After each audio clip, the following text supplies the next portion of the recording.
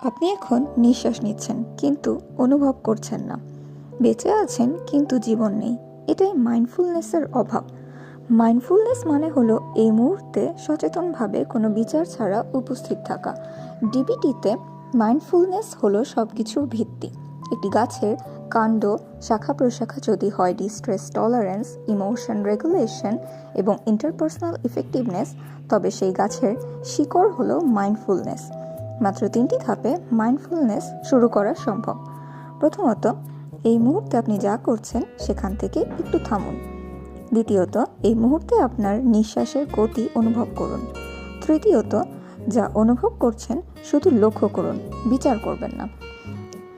আপনি যদি এই ভিডিওটি শেষ পর্যন্ত দেখে থাকেন তাহলে আপনি ইতিমধ্যে মাইন্ডফুলনেস শুরু করে দিয়েছেন। এই মনোযোগটুকুই প্রথম ধাপ। ভালো থাকুন, সুস্থ থাকুন। সকলকে ধন্যবাদ।